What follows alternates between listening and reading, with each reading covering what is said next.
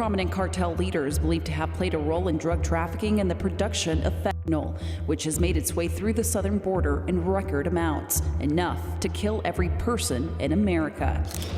From the moment Joaquin El Chapo Guzman was arrested in 2016 after a firefight with Mexican commandos, his sons were destined to assume the throne of the Sinaloa cartel. Judy, they are known as Los Chapitos, the four most trusted sons of the world's most notorious drug kingpin. As the I-Team has reported for several years, federal drug investigators here in Chicago consider El Chapo's sons in charge of the Sinaloa cartel that remains this area's largest trafficker of heroin, cocaine, and methamphetamines. The name El Chapo stirs up vivid images of Mexico's most notorious drug lord. But do you know about his merciless son, who brought an entire city to its knees? When authorities tried apprehending Ovidio Guzmán López in 2019, his cartel launched a total war across Culiacan to free their young leader. Burning vehicles blocking streets, dead bodies strewn about, fierce urban warfare. The stunning display revealed the immense power the Guzman family wields in Mexico. Ovidio slipped away that day, but returned more ruthless than ever, alongside his brothers, known as Los Chapitos. Today, we'll uncover the bloody rise of El Chapo's son, who floods America with lethal rainbow fentanyl disguised to target kids. We'll see the terrifying chaos unleashed to protect Ovidio and Los Chapitos' cartel supremacy at all costs. Joaquin El Chapo Guzman was once the leader of the Sinaloa drug cartel, one of the most dangerous and powerful criminal organizations in Mexico. While El Chapo himself gained worldwide notoriety, his sons, known as Los Chapitos, or the Little Chapos, have also made a name for themselves through their own ruthless actions. In particular, El Chapo's son, Ovidio Guzmán López, became infamous after daring daylight attacks on Mexican authorities trying to capture him. The Sinaloa cartel is one of the most powerful drug trafficking groups in Mexico. It sells illegal drugs like cocaine, heroin, and meth in the United States and other countries. The cartel is good at hiding how it sends drugs using tunnels, submarines, and planes. It also does other crimes like taking money illegally, kidnapping people for money, and killing people. Even though police try hard to stop it, the Sinaloa cartel keeps operating. Its leaders are very good at changing how they work to avoid the police. For many years, the leader was Joaquin El Chapo Guzman. But this story is about his son, Ovidio Guzmán López. Ovidio Guzmán López was born in 1990. He was El Chapo's third son from his second wife. El Chapo had many children, but only 4 sons. Ovidio, Ivan, Jesus, and Joaquin worked in the drug business. They were called the Los Chapitos, the Little Chapos. The Chapito brothers controlled part of the city of Culiacan in Mexico. During COVID, they even made a 10 p.m. curfew that the government did not approve. And if the people broke the curfew, the cartel would beat them or fine them. In 2016, a rival cartel briefly kidnapped 2 Chapito brothers, but let them go quickly to avoid El Chapo getting angry. Ovidio grew up surrounded by wealth and power as a prince of the Sinaloa cartel kingdom. Being the son of the founder and kingpin El Chapo made him a target from birth, forcing Ovidio to constantly change homes and schools to dodge kidnapping or assassination. Even as a child, Ovidio faced exclusion and discrimination because of his family's criminal legacy. In one crushing incident, when Ovidio was a boy, his private school classmates went on a trip to Disney World, funded by parents fearing letting their kids associate with a cartel princeling. Despite his mother offering to pay for the whole trip, Ovidio was barred from going. No one wanted to bring along the son of a cartel lord weaving in and out of prison. This rejection due to his family name deeply impacted young Ovidio. It likely contributed to his eventual embrace of the cartel lifestyle as he got older. When you are shunned by society, the inner dark world holds more allure.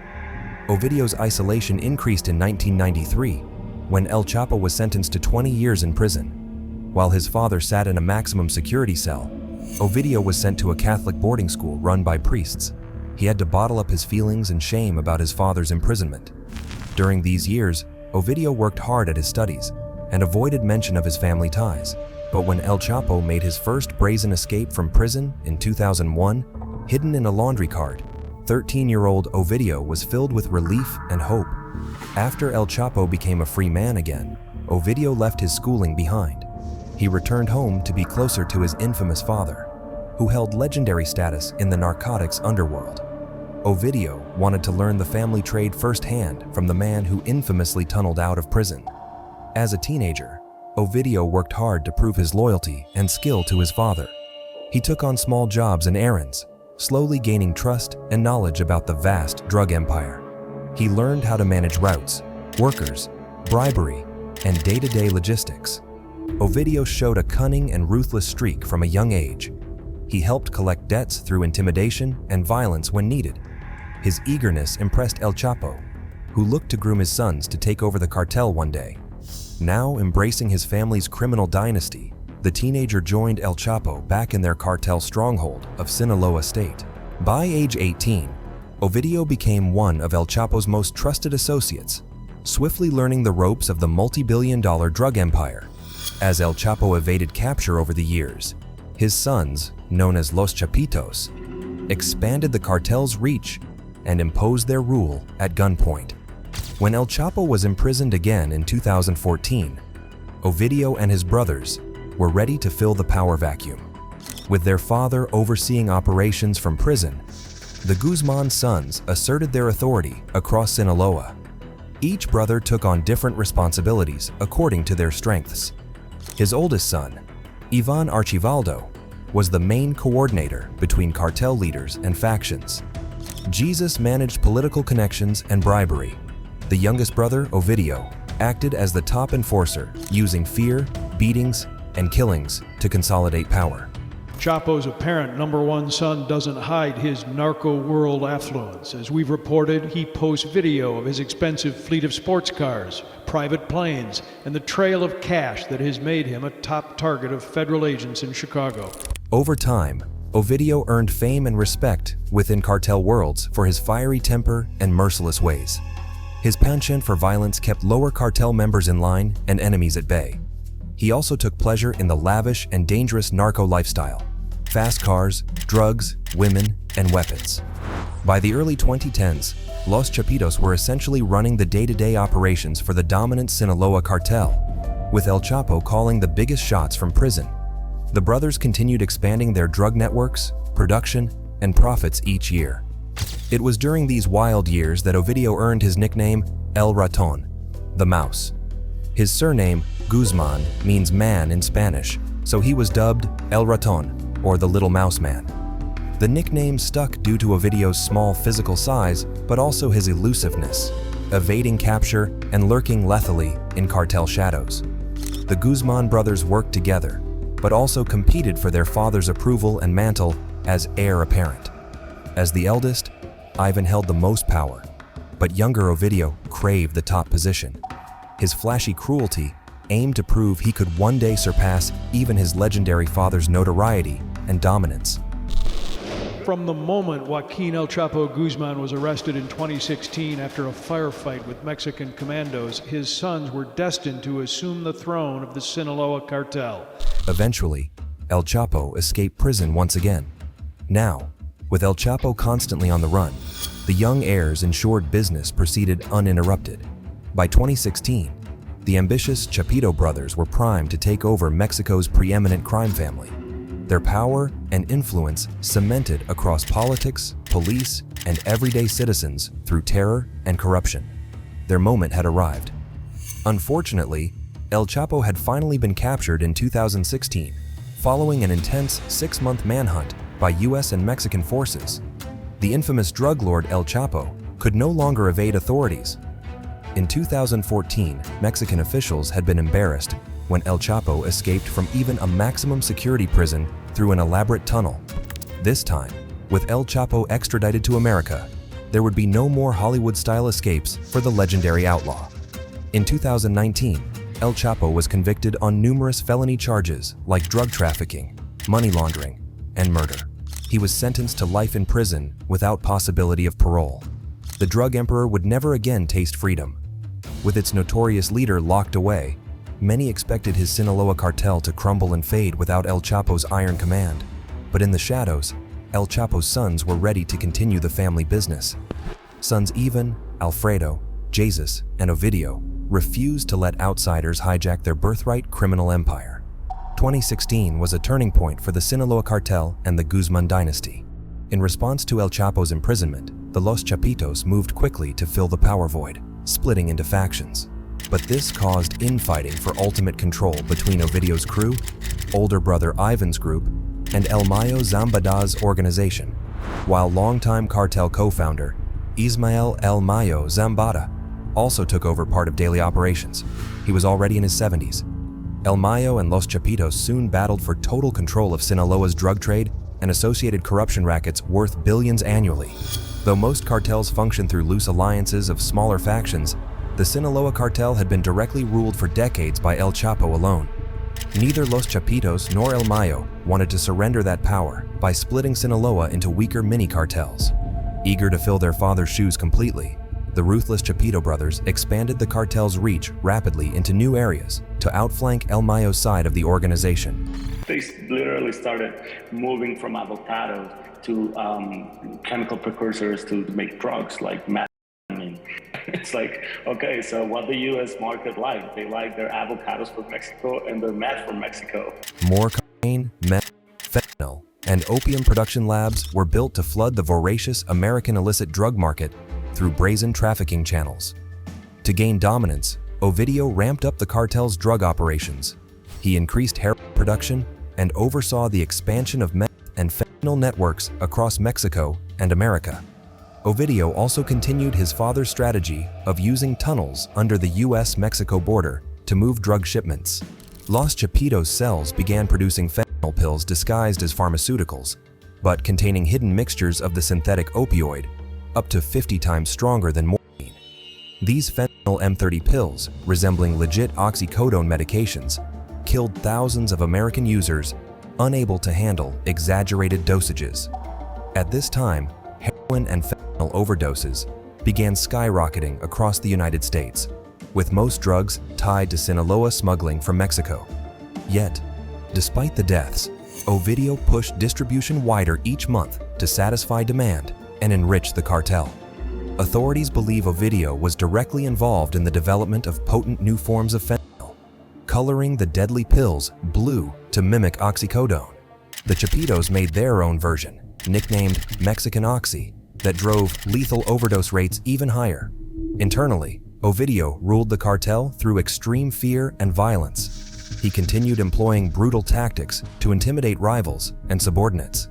Decapitated bodies hung from bridges, and severed limbs sent messages about crossing Los Chapitos.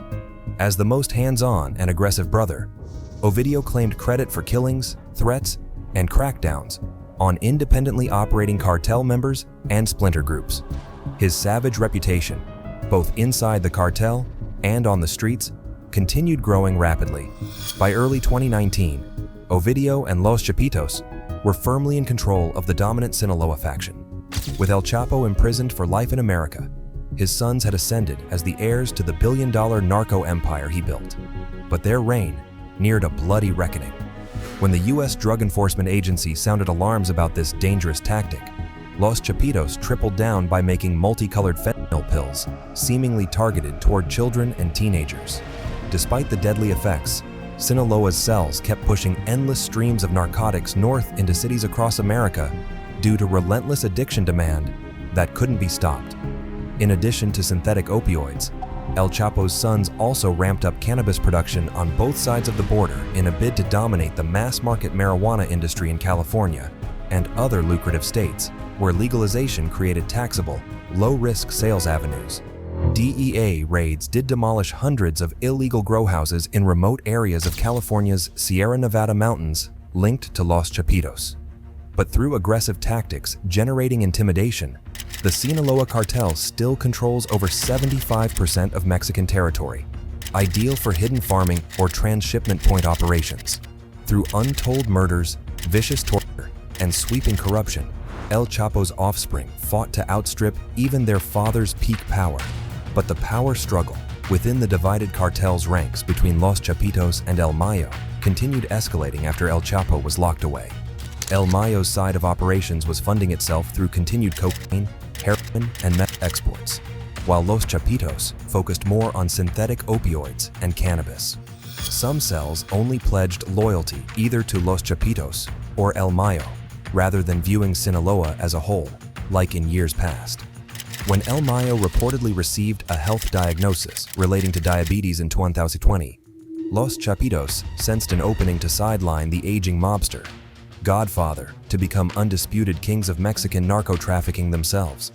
Momentum within the greater cartel was shifting toward the Ruthless Chapito brothers, who controlled their own young, zealous traffickers and gunmen nationwide. This tension between generations and families slowed a coordinated response when the rising Jalisco New Generation cartel, CJNG, emerged to contest Sinaloan turf.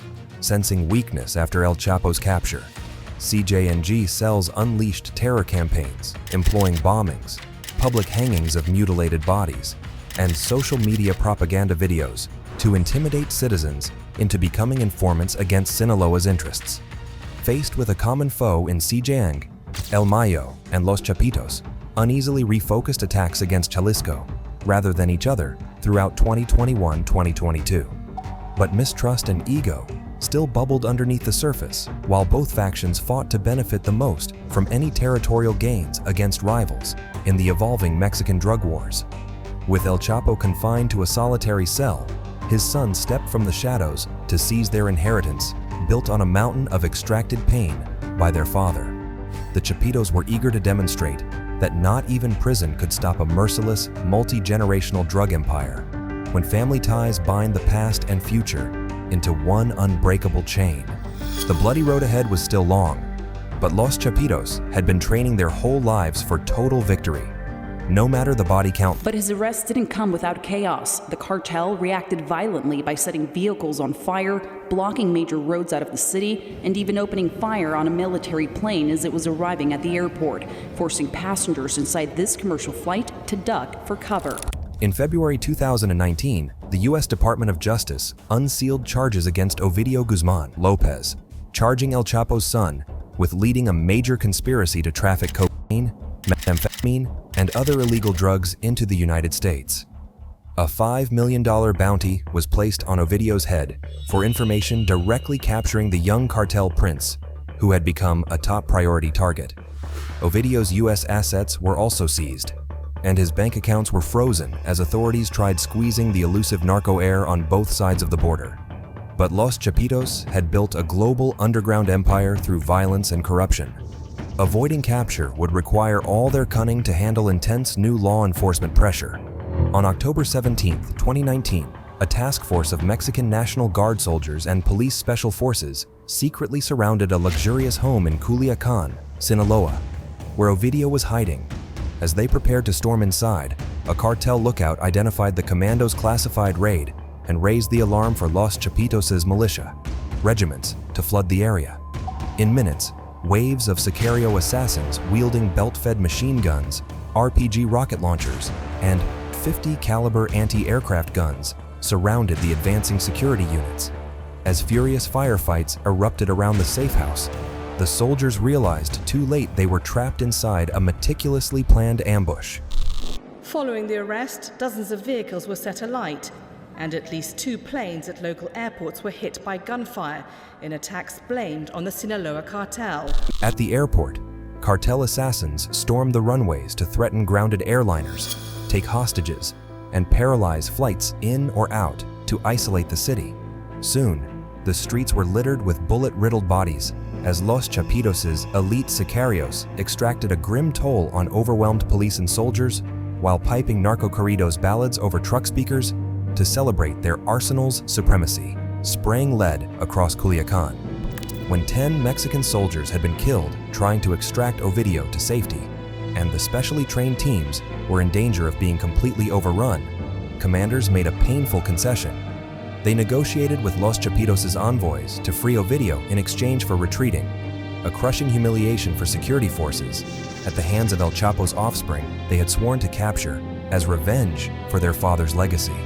The Mexican president has defended the military operation that captured a drug cartel leader, Ovidio Guzmán, the son of jailed drug trafficker El Chapo. violence erupted in Culiacan, a stronghold of the cartel. At least 19 members of the Sinaloa cartel and 10 members of the military were killed. By successfully deploying an entire private military, more powerful than federal and state police, to achieve their cartel heir's release, Los Chapitos sent their rivals an unmistakable global message written in blood that the next generation had no intention of surrendering the throne built through generations of the Guzmán family's international drug trafficking dynasty. Even with El Chapo imprisoned, Los Chapitos had the power to rule. Ovidio himself emerged from his battered safe house, smiling in victory, as police stood down, ceding authority over the city to the cartel warlords. We regret the loss of lives of those who died while carrying out their jobs. President Andrés Manuel López Obrador would later claim federal security officials had moved on Ovidio without approval and put Culiacan civilians at unacceptable risk. But nothing could hide the shame of watching hopelessly outgunned as Los Chapitos casually exhibited strength, eclipsing the formal apparatus of state governance. Culiacan residents would now be forced to accept the harsh reality that Los Chapitos and the labyrinth of violence and corruption fueling their networks were the true masters of Sinaloa. When a federal policeman was assassinated in broad daylight at a shopping center just weeks after the failed raid, the citizens saw the cartel's brazen impunity on full display once more. The operational disaster in October 2019 reinforced U.S. fears that El Chapo's sons were evolving into even more menacing crime lords, commanding sadistic, heavily armed killers, ready to sacrifice everything to guarantee the cartel's supremacy.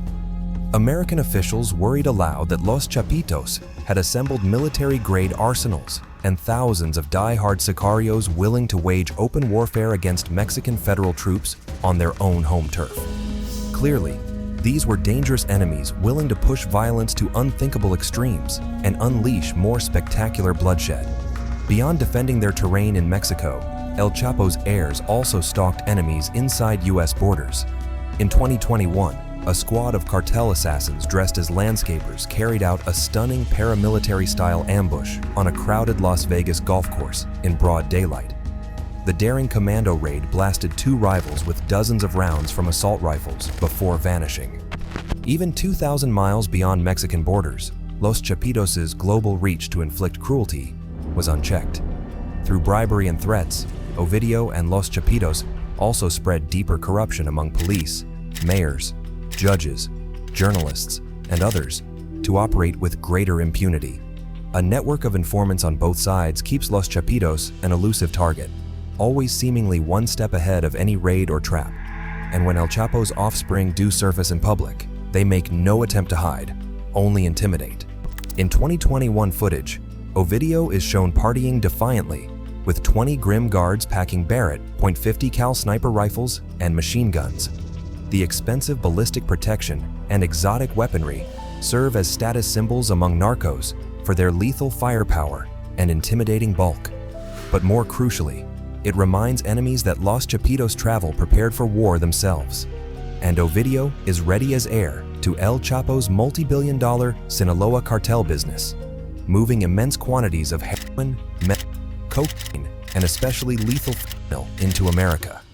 Fentanyl overdoses now cause more than 70,000 deaths in the U.S. every year, a startling 280 lives lost daily as the synthetic opioids sneak through borders in almost unlimited quantities, no matter how many seizures or arrests law enforcement makes each month.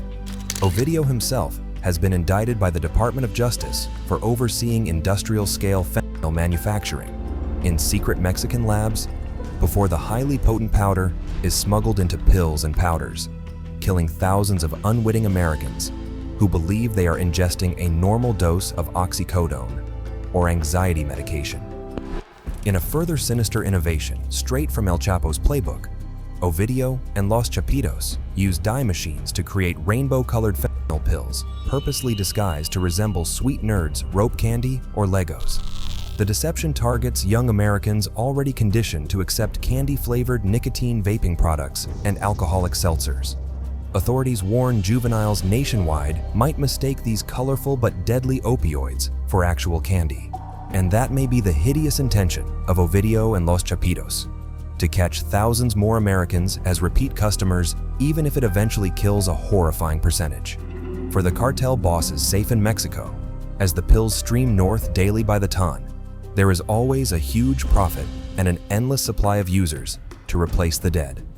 Now, with his father serving a life sentence and close partner, El Mayo Zambada, in ill health during his 70s, Ovidio Guzmán López stands ready to claim the throne over North America's most dominant drug trafficking empire as the last son standing. Even imprisoned, El Chapo handpicked his offspring to inherit total control one day. And after their spectacular flexing of cartel muscle in the 2019 Culiacan, shootout forced federal forces to surrender. Both rivals and allies acknowledge Ovidio and Los Chapitos have arrived as the next generation of even more volatile and fearsome drug lords over Mexico's criminal underworld. They have proven willing and able to unleash astonishing bloodshed to defend and expand a multi-billion-dollar drug empire, sending poison across America.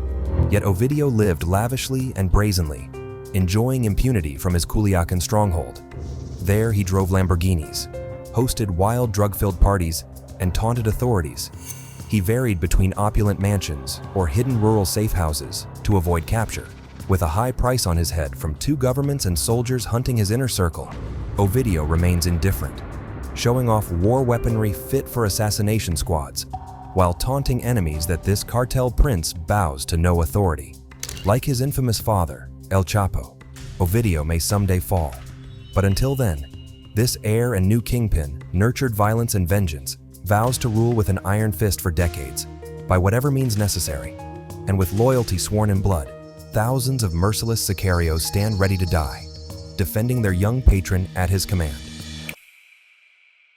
In January 2023, almost 4 years after his big escape, the Mexican police finally caught El Chapo's son, Ovidio Guzmán López, again. This time in Culiacan, the capital city of the Sinaloa cartel's home state. The police and soldiers came very fast with airplanes and helicopters, so Ovidio could not get away again. They flew him quickly out of Culiacan to jail before another big cartel fight could happen. But even with Ovidio gone, Los Chapitos were very angry that he got captured.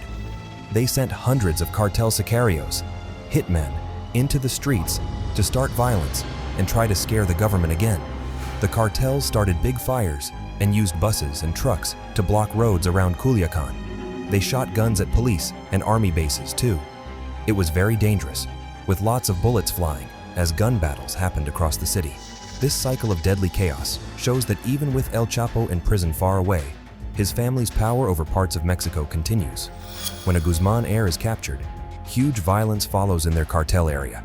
But on the city streets and smuggling routes into the US, still under cartel control, the illegal business goes on. The gunmen, corruption, and drug profits don't stop just because a boss gets arrested for a while. For the Guzman family, kings of moving cocaine, spilling blood is how they keep power decade after decade. Los Chapitos have shown they will pay any cost in their lives to hold on to the criminal throne their father, El Chapo, built. Even with El Chapo locked up forever in America, the huge drug money keeps flowing to Los Chapitos across Mexico's borders that they dominate. Father El Chapo's giant legend still brings new young sicario recruits who want money and power by working for his princeling sons in charge now.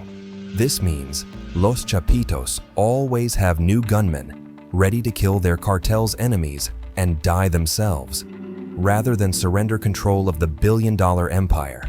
As the second-generation Guzmans brutally grow, the drug business started by their father even bigger. Peace in Mexico stays held hostage by this crime family dynasty. More and more dead bodies and graves keep emerging from the cartel zones, Los Chapitos boss. So Mexican citizens there keep running away to escape the violence, sometimes asking for asylum in America, where the drugs are going, that bring the family so much money. Now, with El Chapo gone, parents across Mexico and the US worry the next generation of Guzmans will poison even more children with rainbow fentanyl from Mexico's secret mountain labs. Experts warn Ovidio and his brother's rule over North America's biggest drug cartel may only just be beginning for decades to come. In their Culiacan kingdom and other plazas, Los Chapitos' private cartel army already showed it has more power than the government itself, and their drug money can buy even more police, mayors, and military leaders for allies. Does anything stand a chance to stop their criminal family takeover for the next 100 years? Or are new Guzman bosses destined to keep making billions built on stacks of dead bodies as long as the drugs keep flowing north? The young Guzman heirs have proven they can paralyze cities and outgun authorities when their family's supremacy is challenged.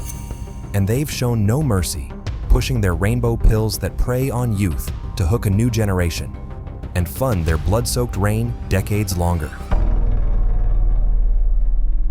Do you think Los Chapitos' unbound cruelty will backfire one day?